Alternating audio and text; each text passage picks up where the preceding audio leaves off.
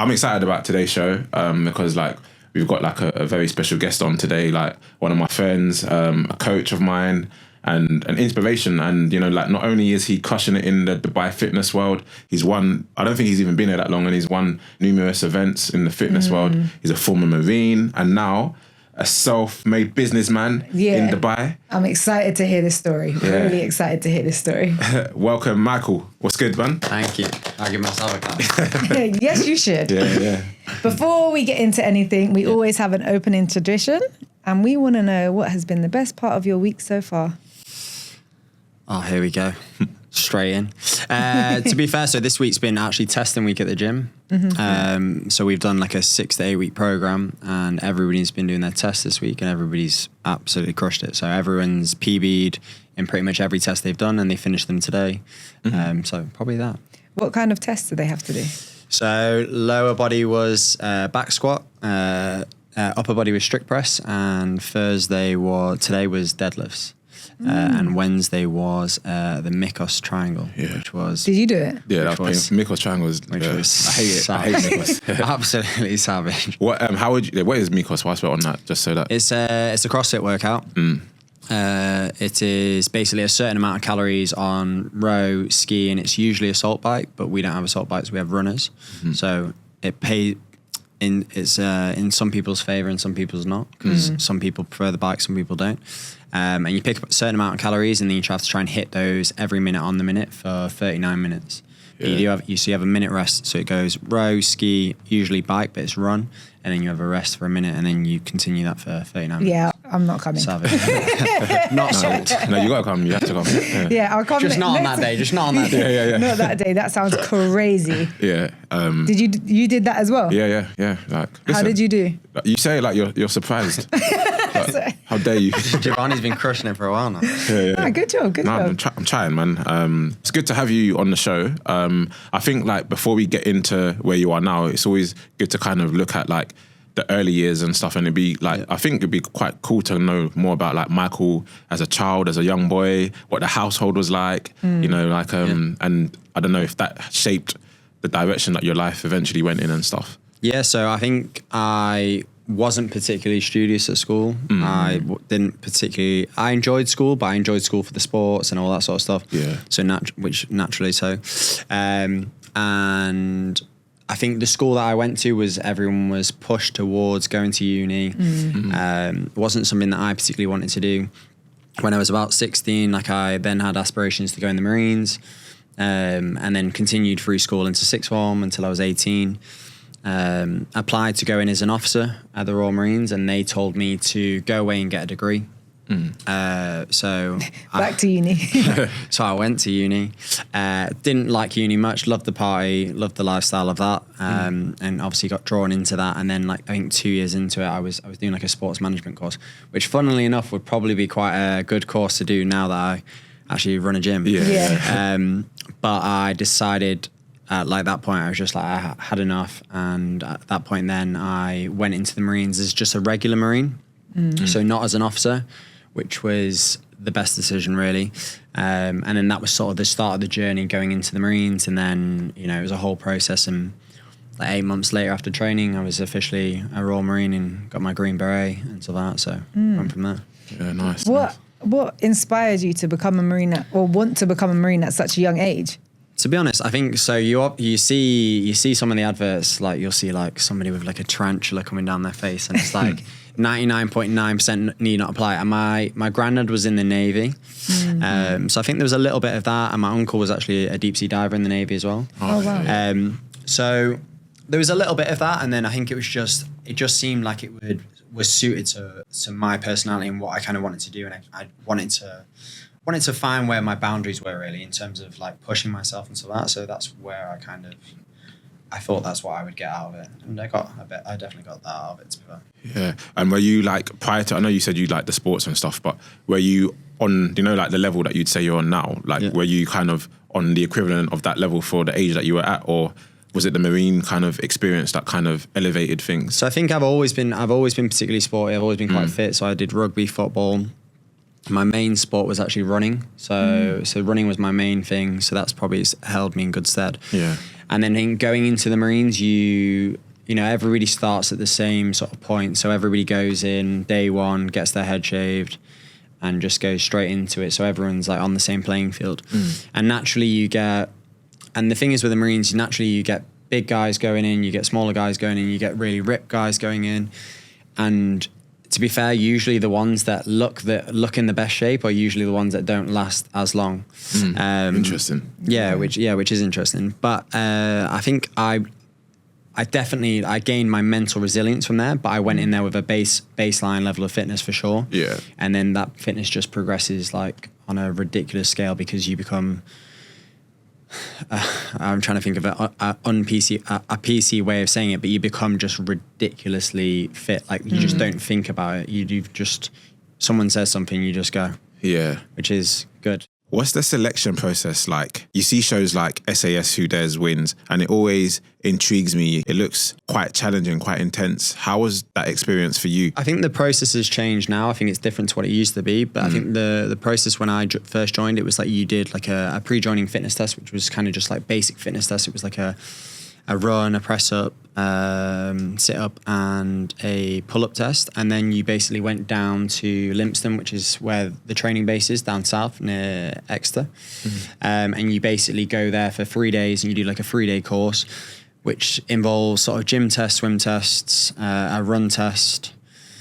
And it also involves basically like there's basically a day where they kind of just try and break you, where you. So the word that they use in the Marines is called being thrashed, which basically means to just be physically abused. Not nobody's touching you, but just like to try and break you basically, like mentally, from physical exercise. So that was like the sort of like day 2, and that's where they kind of see where people are at, and obviously how much people want to kind of do it. And then if you get through that process, then you get a start date, and then you start your training. So these are all tests, but is it tests that they just want to see what level you're at, or you actually have to pass them to be able to move to the next stage? Yeah, so there's some that is like a base level requirement. So you have to do a certain amount of pull-ups, you have to do a certain amount of press-ups, you have to get to a certain level on the bleep test, and you have to do your 1.5 mile run in a certain time.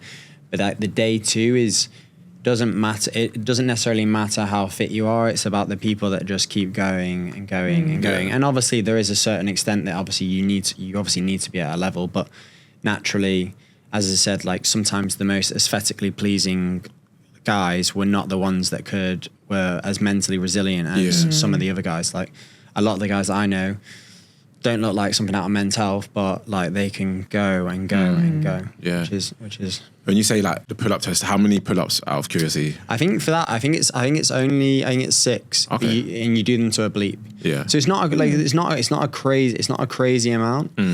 I could nearly do 6. Yeah. Let's go. Sign up. Signing up. You know, you said that they're trying to thrash you, right? Yeah. So what was your breaking point? Like, at what point were you like, nah, this is enough? To be fair, I think it's all about how you perceive things. I think it's like your own mindset. It's even in workouts in the gym now. It's how you deal with things mentally that kind of like deciding which path you go down in terms of in your own head. And for me, like it was just, to be fair, I just never. In training, there was probably a couple of points. I think there was one particular point where I rang my mum after an exercise and I was crying and I was like, nah, this is not good.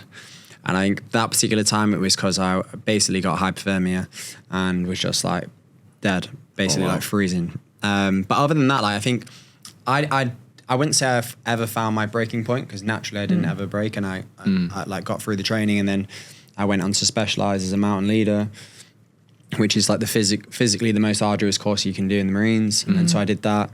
And yeah, so I don't necessarily think I ever found my breaking point, but obviously, yeah, I think there was definitely points where I cried to my mum on the phone. So because I was going to say like how, like effectively you're still quite young, right? So how was that mentally being away from home, and what's the mental side of, being in the Marines away from family? How's that? It was all right, to be fair. I feel like because you're all completely in the same situation from day dot, like I feel like everybody's in the same boat, so everybody's got the same feelings, but you're all in the same position. So being in the Marines, are there any training exercises or missions that stand out? Yeah, so like in terms of if you're thinking about in terms of like conflicts, like luckily when I joined at a time where there was nothing going on.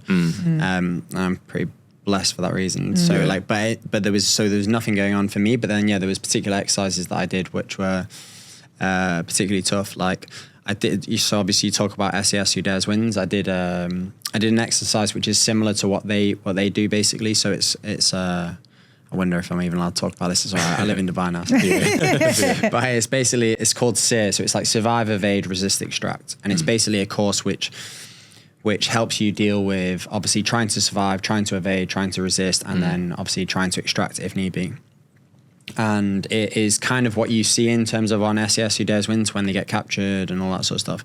But basically the exercise, what it entails is you have a week of training, and then you have 3 days where you go on the run, so to speak, and you basically have designated points that you need to get to, and you can only move during the night. And then they had people tracking you, they had dog trackers and all that sort of stuff. Wow. Yeah, wow. So you're moving at night, and then I think we did ours it was maybe November or December, and it was down towards Newquay. And I had actually been out for a big weekend on that weekend. So I started Monday morning not in good shape. But you basically had a litre of water, and that was it. And you just had the clothes on your back, and there was nothing else. For 3 days? For 3 days, yeah. And obviously it was November as well, so it was pretty cold. Oh my God. And basically at the end of it, if you haven't already been captured, which I don't think that many people were, you get captured at the end. And then you basically, exactly what you see in SAS, who dares wins, you get hooded and you get interrogated and all that sort of stuff. And you just basically, you have a storyline that you're going down, and it's all about just trying to keep yourself as valuable to the people that have captured you. So you're not giving away too much information, but you're delving enough that you keep yourself valuable to whoever it would be. That is when do you sleep on those 3 days? So you're supposed to, because you were laying up in the day, and you weren't moving in the day, you slept during the day at little parts, but it wasn't particularly warm, so there's a lot of spooning going on. Sharing body. Sharing as much body heat as possible. I was going to say, actually, so obviously where you guys are all together all the time, do you form a very close brotherhood and bonds with everyone? Yeah, 100%. I think I feel like you just rely on each other so much that whenever somebody's down or out, there somebody will be on to look after them and all that sort of stuff. Yeah, like the brotherhood the bond that you get is mad, to be fair. It's just a different level to like your normal friendship, like naturally. Do you still have some of those friends now then? Yeah, so I still got some friends. Some friends are still in. A lot of friends have left. So there's some people still in. And I think you just, even now, like I know obviously a couple of other Marines that are out here, and I feel like you naturally just have that sort of bond, same sense of humor, like similar like outlook. You've all been through the same thing, so yeah, it's a good thing to have, to be fair. Yeah, that's nice. You know, you mentioned that 1 litre of water. Like, did you actually like keep it to the end, or did you finish it? Because obviously you had a big night out. Night out before. No, to be fair, on that particular day, so it went from bad to worse. So we basically, on that day, we started. The only one rule that we had in terms of like where we had to get to designated points each night, we had to cross a motorway bridge, but we had to go under the bridge.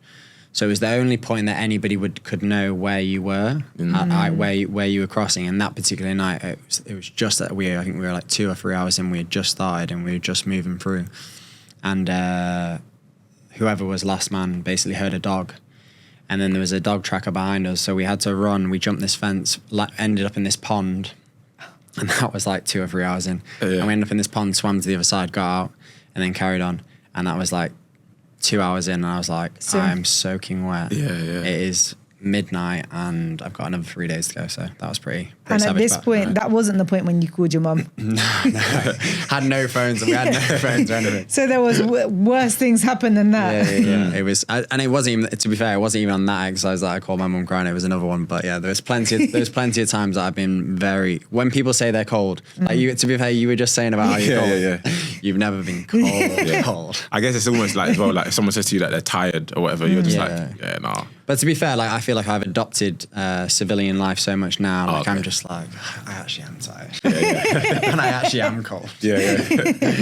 So how long in total were you in the Marines for? And then so 5 and a bit years. Okay. Yeah. And after that, was there like a gap between that and coming to Dubai, or was it? Yeah. Pretty much? So I was basically when I left uni, I went into carpentry for like a year whilst I was doing my process to go in the Marines, and then I went back into carpentry with another guy who I worked with, and then fell back into that and started just being cold again, working outside on roofs and I was just a carpenter that did sort of roofs and stuff.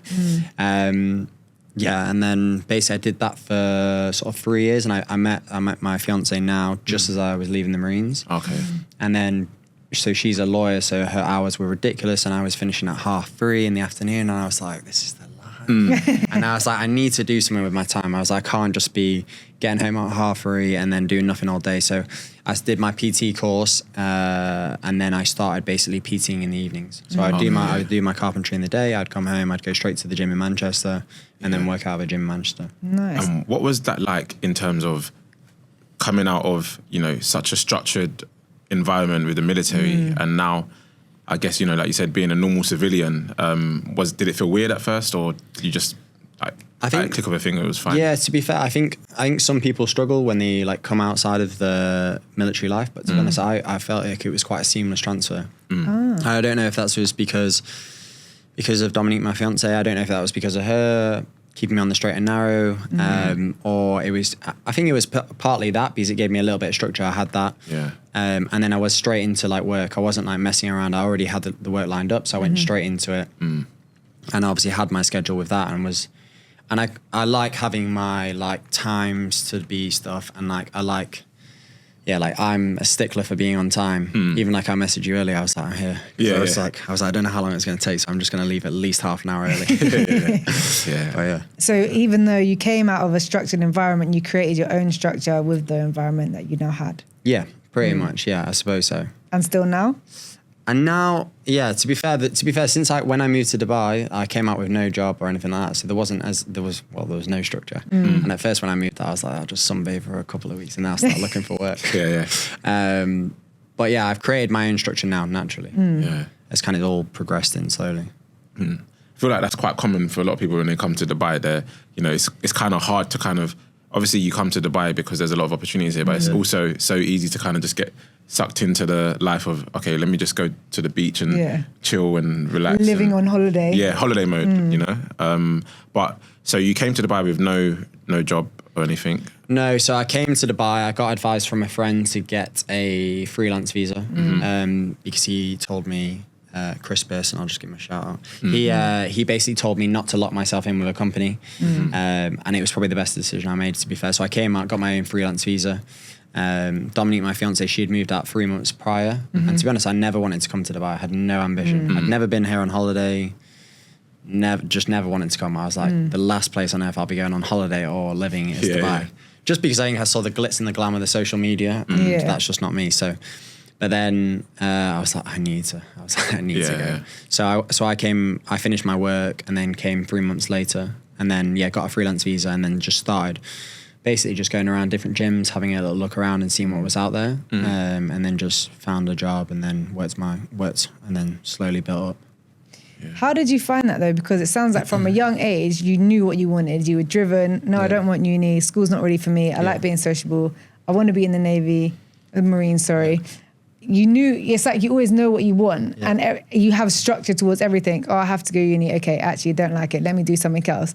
So then you go to, I never want to go to Dubai on holiday, to, okay, I'm moving there, I don't have a job. Like all structure is out the window. You're just going on a whim.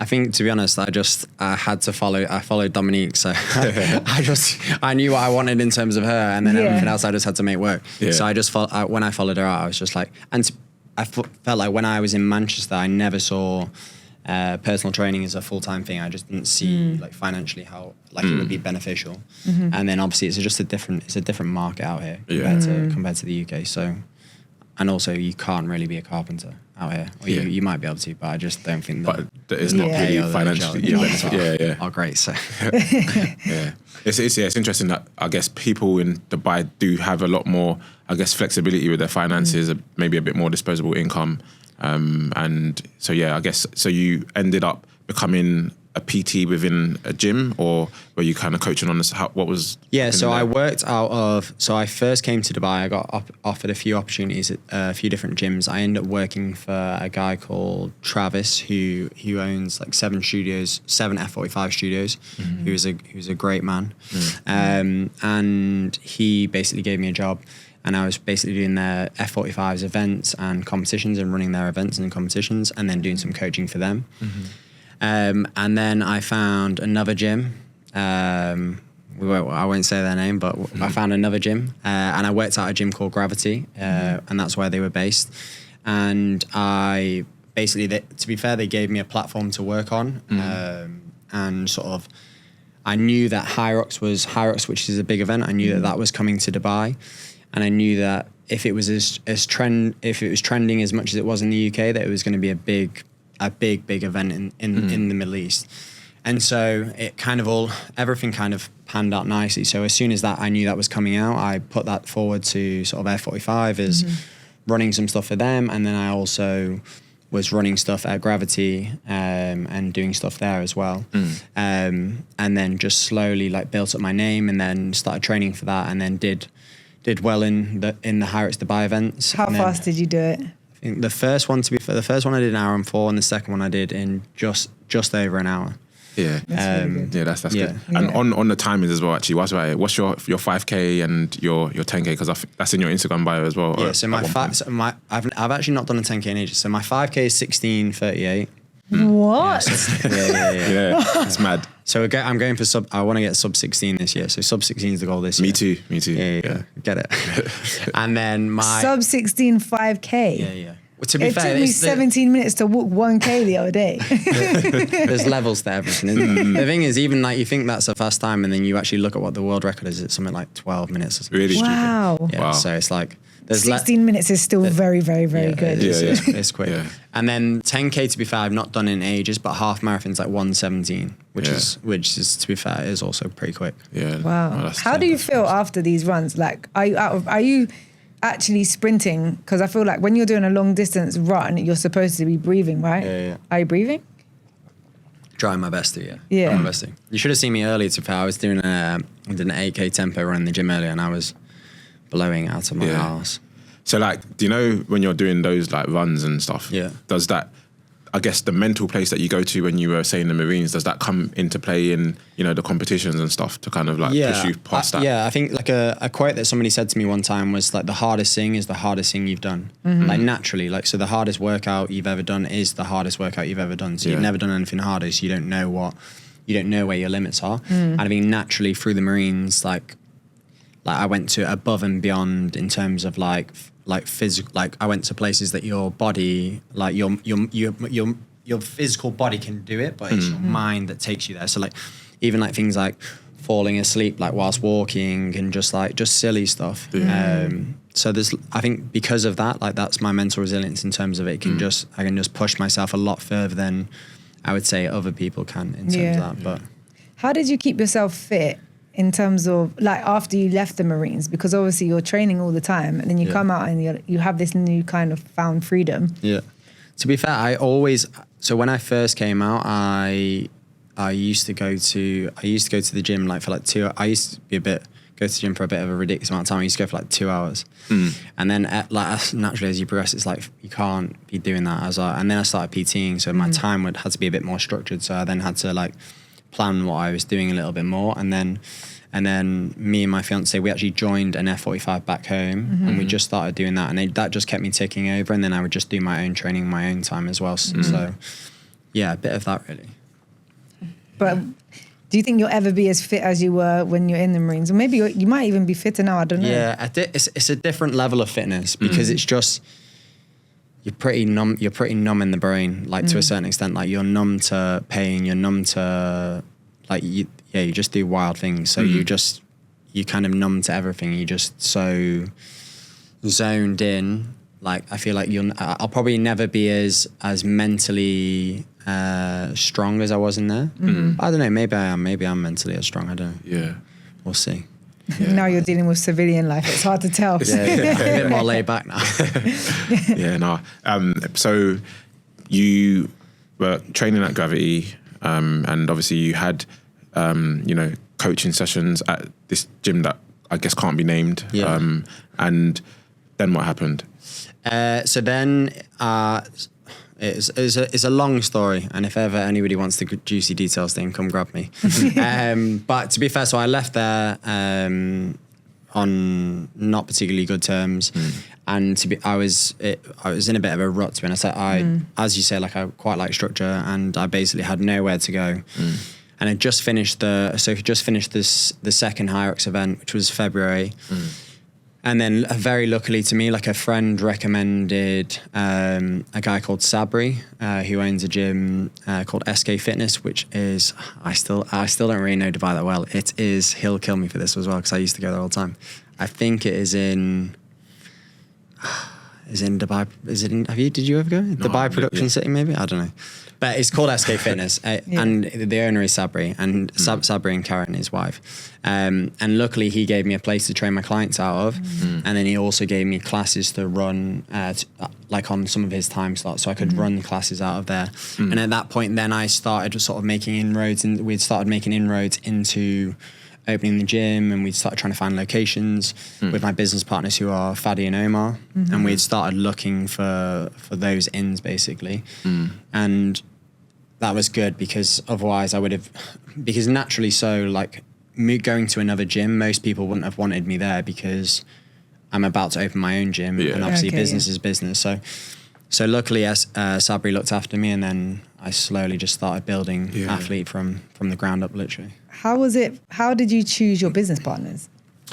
So to be honest, after the whole incident happened, when I left that line of work, I actually got just randomly approached by loads, quite a few different people that wanted to invest, and I never necessarily planned. I've only been in Dubai now. Even now, I think I've been in Dubai 16 months, so not even a year and a half.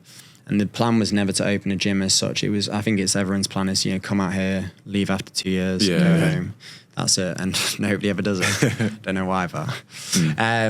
So I think to be honest, I met, I'd known Fadi for a while, and then Omar is his brother-in-law, and I'd met them both, and just very, very good people. And I think sometimes you get a feeling about people, and sometimes you trust the wrong people, but Fadi and Omar, unbelievable people, great friends now, and obviously we're in business together, and we're only 8 weeks in, but it's going amazingly well, so I can't really complain too much. Congratulations.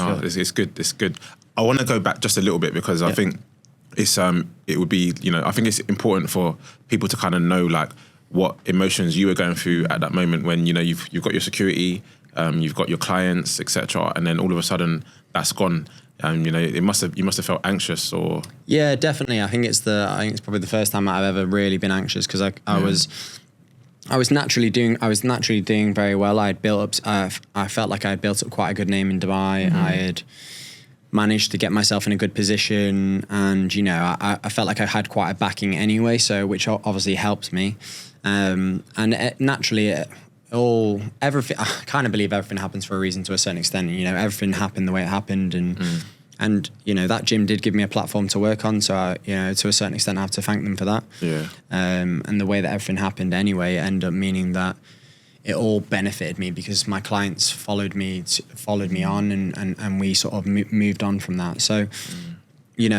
Grateful to a certain extent in terms of how everything happened, because I don't think I would be where I'm at, even in terms of the platform that F45 gave me and all that sort of stuff, and everybody along the way has given me an opportunity, and some things haven't turned out the best, but now I've got a gym, and it's incredible. The location's unreal, the aesthetic is unreal, the community is unbelievable, and we're growing week in, week out. So, and we're only 8 weeks in, and we're we're doing big things, so it's good. Yeah, that sounds fantastic to be fair. I need to come and check it out for sure. But do. I'm not doing the class that you were talking about earlier. Not the Mikos. That sounds crazy. You mentioned community. How important do you think community is when, establishing a business like a gym? Yeah, so you see it now with even like big brands like Represent, like they've built like a big community around like 24/7. You've got all these sort of run clubs and like Jamira Johns. You've got all these different run clubs that are actually built around community. And I think community is naturally everybody wants the same thing. Everybody wants to just be better than they were yesterday to a certain extent, and you can only ever compete against yourself. So I always say to the clients, like, comparison is the thief of joy. You never compare yourself to anyone else. Everybody in terms of their background, to their upbringing, to the height, weight, age, the way you move, everything, everybody is different. So I think naturally with that comes, no one person is going to be the same. So you can't compare yourself. So I think like the community aspect, like if without the community, like it's not necessary. It's just like any gym. It's just like going to a gym, doing your own thing and walking out and actually seeing, even today, like having people cheer each other on to lift that bar up, clapping at the end, like when people are PBing. I think there's no better environment than that. You're not going to get that in a public gym when you're PBing your deadlift and you're just there and just nobody's there to give you a clap and you're like patting yourself on the back. No one knows. I'm just entering it into my PT app. Exactly that. Yeah. Do you have any tips that you can give people on how to actually foster a community? I think, to be honest, I think you just have to be organically you. I feel like the unique selling point behind the business to start with, obviously was me. And like, I wouldn't say I'm the most confident person in the world in terms of even saying that, but I think the USP to start with was me, and that community followed me as an individual.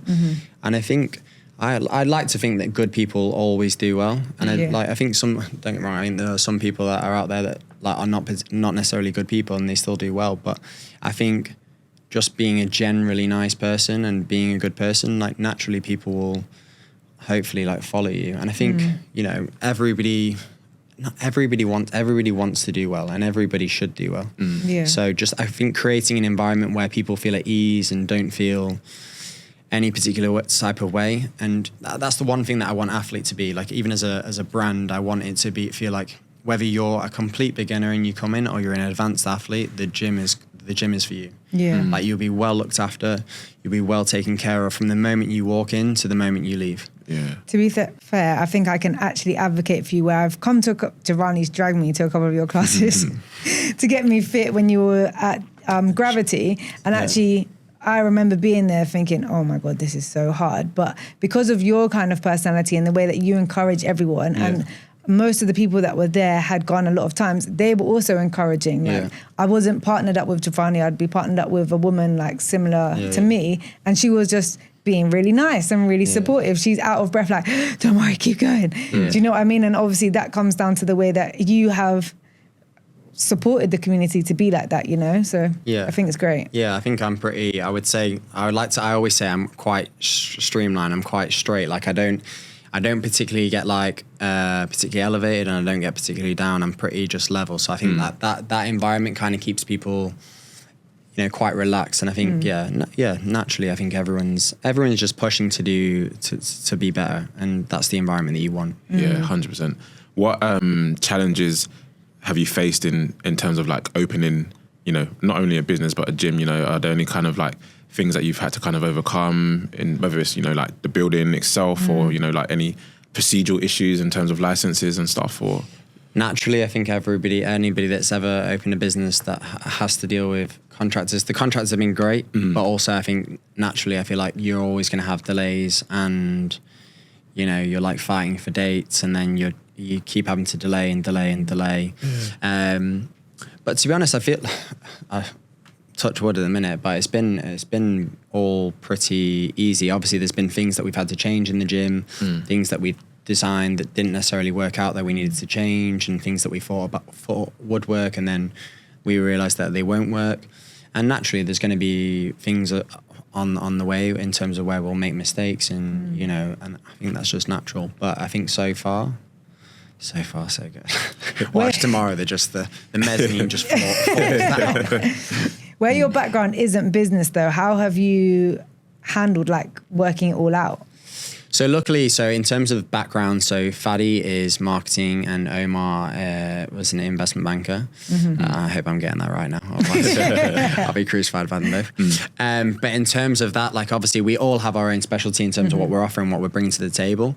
So naturally we all work in unison, and we're all sort of, at the end of the day, we're all working in terms of working for the same goal. So we all want the business to be super successful. We want the community to be incredible. And naturally we want to build the best gym that we can build, and staying true to what we believe in and what I believe will work. I think we'll do that. We'll build what we believe to be the best gym and give people the best experience that they can have. So I think just the fact that we all have our own specialties, and naturally, so I think in any business, you know, in big businesses as well, you have like people. You'll have like a finance department, you have a HR department, you have all this sort of stuff. So with the three of us together as a three, I think we kind of have everything covered in that sense. But yeah, there's lots of things that I'm learning along the way, and just it's a lot of work, but it's a lot of work. Yeah. And how do you obviously before you had clients and you know you were training people in the gym, and that was it. You know, at the end of the day, you could go home, switch off. How are you managing that now? That the fact that like, you know, because I've seen you, you know, you're there from like 6 a.m. until close, etc. And then you're back again the next day. How do you now separate, I guess, athlete, the business, etc. to Michael Logue, the trainer, to actually this is my off day, this is where I switch off? Like where's the balance? Where's the balance? Good question. So there's not been much balance to start with, I think, because shout out Brie, my other coach, who I brought on. She actually just got married recently, and so she went away. She went away on the opening date for 4 weeks. As she was going, I was crying. As she was going, I was crying. So she went away for 4 weeks and obviously got married. So I was literally working every single day for 4 weeks back to back.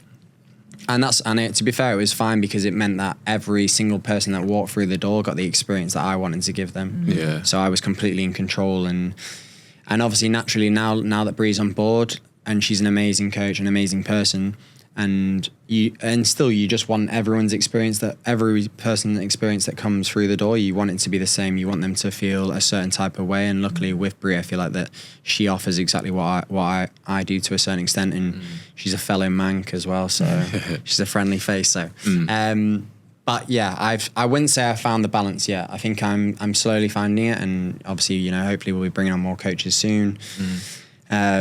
But yeah, the balance is getting there. It's getting there. Yeah. You know. It seems crazy because you said you've only been here for like 18 months. Yeah. For some people, it takes longer than 18 months to even construct a business plan to lift something off the ground like this. Yeah. How have you done it so fast? To be honest, I still don't even know. I still don't even know.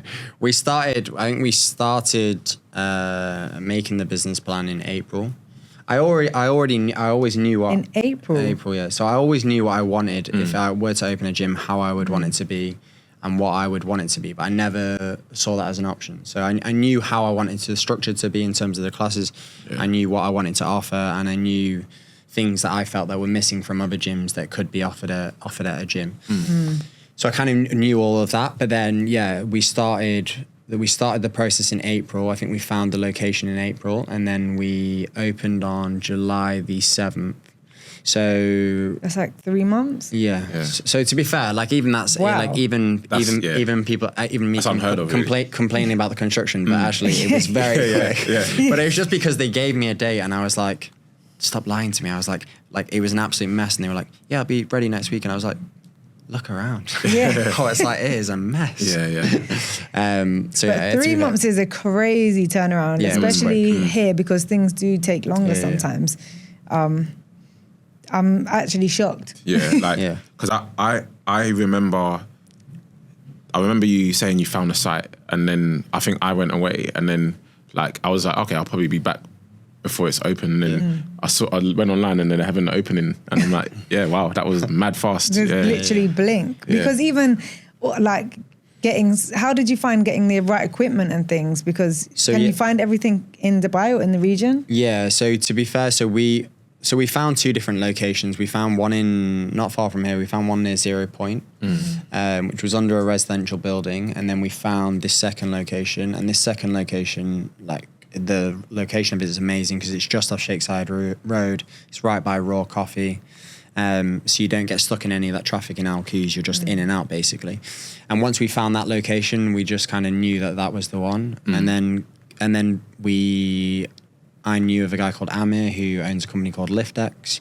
Shout out LiftX. We basically I went through him, and the equipment that he offered, like he had everything that we wanted, and obviously there's still a few things that we need to get, but he basically had everything that we needed and wanted. And because we kind of started the process in April, that he was the first person I saw as soon as we agreed on the rental. And then we basically just got everything ordered with him, and then just made sure that it was good to go on a certain date. And it was, to be fair, and we were lucky with that. So that is really good. Yeah. No, it's and did you get everything from LiftX? Like, I know obviously like you got like the bars and the plates and stuff. But. Yeah, so I think we got everything from LiftX. We got skis, rows, runners. We got literally everything from him. Yeah. It's very convenient. And it was good. Yeah, and to be fair, like as a business, reasonably priced. Not like. And all the stuff is like very nice and goes with our theme of like cool boutiquey, like grey, white, black. Yeah. Because at one point he brought me like coloured plates, and they were like bright yellow, bright red, and I was like, this is not the one. Sorry, this doesn't work. But no, he was good. Yeah, and then you've also got in the space like a cafe as well, right? Yeah, so we partnered. So I've known Chris from Practical. So he owns a food prep company out in Dubai. And from sort of like the moment I moved out, I kind of reached out to Chris and like wanting to get my food prep from him. And he's like, if ever you see any of his videos, he is a bundle of energy. And if ever you see me standing next to him, you see like I'm just like, whoa. Yeah. His energy is so good. But so I've known him kind of since I was in Dubai, and we wanted to offer like a cafe, because we wanted that to be in the gym, so you could get your post shake, you could get like your recovery drink, you could get what you needed.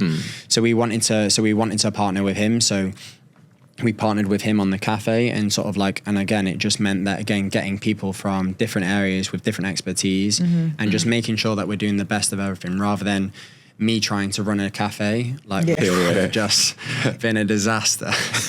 So luckily we kind of we partnered with him, and sort of I kind of just go in there and just look around and just have a shake here and there, but I don't have to do anything, so it's perfect, so it's good. Sounds like collaboration really is key. It's been a great part of your whole process. 100%. Yeah, and then when it come to like staffing, and what does that look like? You know, how do you make the decision on who you kind of get? You know, I've seen some of the staff in the gym, etc. Well, like, where did you find them? And so we've got the cleaners, Firaz and Attica, 2 of the nicest guys ever, honestly. For us is a bundle of joy. And then we've got Sarah, Ton, and Mastula as our receptionists. And Fadi and Omar knew Sarah from Cafe Nero on the Palm, and then basically Sarah knew Mastula knew Ton, and basically kind of got them as a package. That's nice. And they're all amazing and lovely. And that's the thing, I think, like even from you know, having our receptionists, our cleaners and everything like that, like we want and that's the one thing that I hold myself to, is like everybody in that gym is having a good time. Like the cleaners are happy, like, you know, they're all having a good time, like. So, and I think I'd like to think, well, never know, they might hate me, but I think they're having a good time and enjoying it. Yeah. We'll ask them. I'll ask them when I come next. Yeah. Tomorrow. Yeah, I could do tomorrow actually. There we go. Yeah. What time? 5:30, 6:45, 8 a.m. Probably 8. 8 a.m. Yeah, fine. I can do 8 a.m. We'll sort it out. Oh, holding me accountable. Okay, fine. Has to be done. So, like, what advice would you give to, I guess, a coach or someone who's, you know, moving to Dubai, wanting to start out?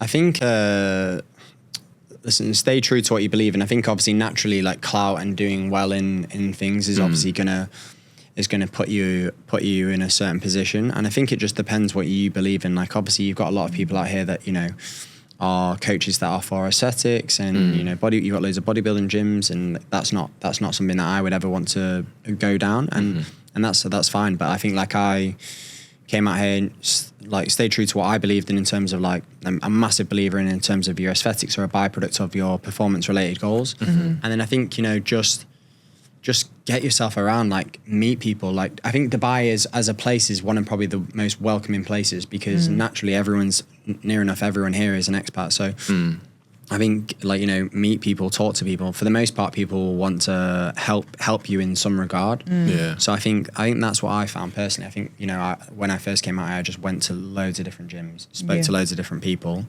and then saw what opportunities were about. And I don't think it's necessarily easy. Like, some people don't have a good run, but, you know, luckily for me, there was some luck in it, and there was some, you know, just hard work and just getting myself around that, you know, I managed to now be in a position where I've got my own gym. So I think you have done amazingly in 18 months, honestly. There's not many people that have such a fantastic story in such a short amount of time.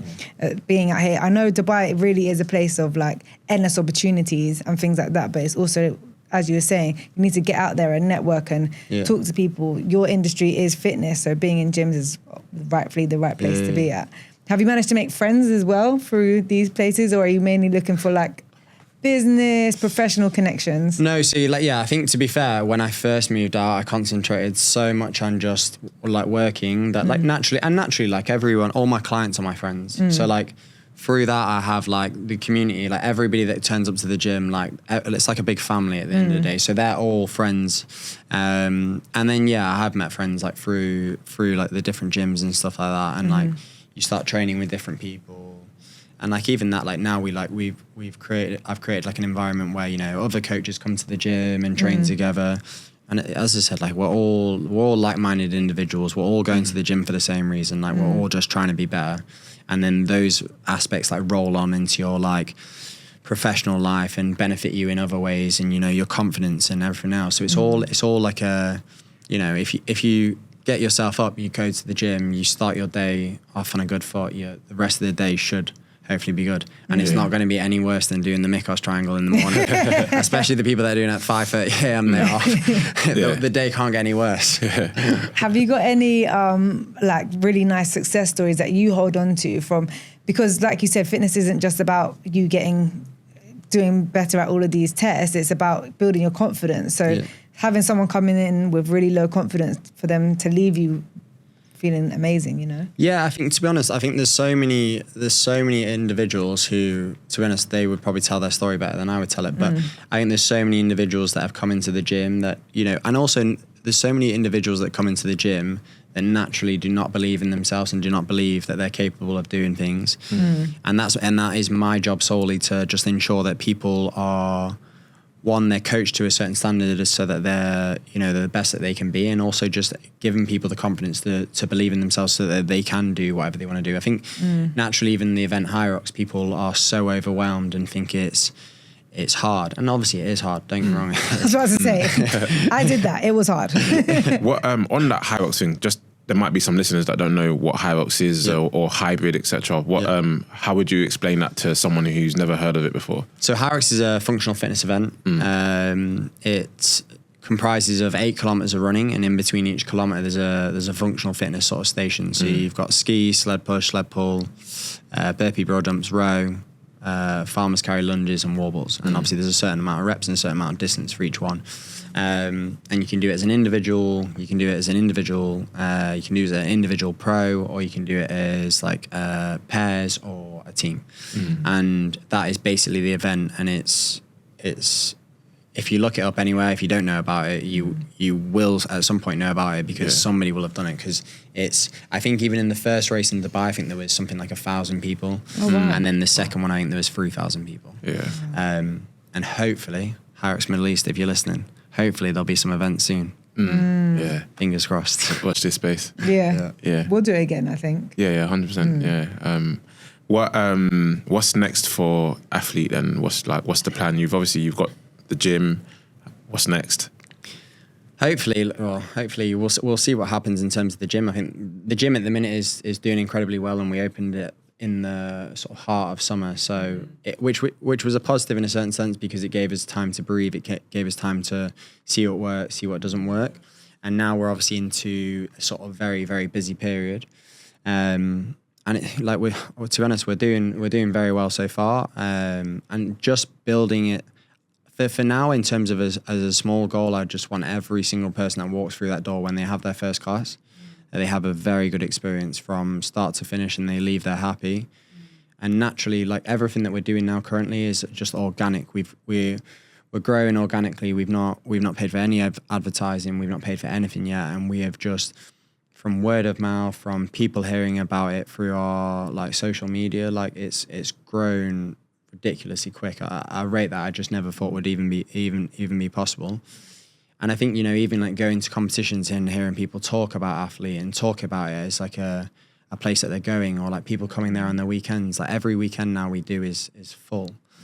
So I think just keeping the goal small to start with, and then hopefully we'll look to, who knows, hopefully open another branch or build on that. But I think for now the main goal is to keep everyone happy and make sure that the experience from start to finish is incredible, and that we just offer the best coaching, the best programming, and the best experience that you can get. So I think that's my main goal, and then everything hopefully from that will follow suit. It's amazing that just from your community alone and the relationships you've built, that you've been able to excel so fast, so rapidly.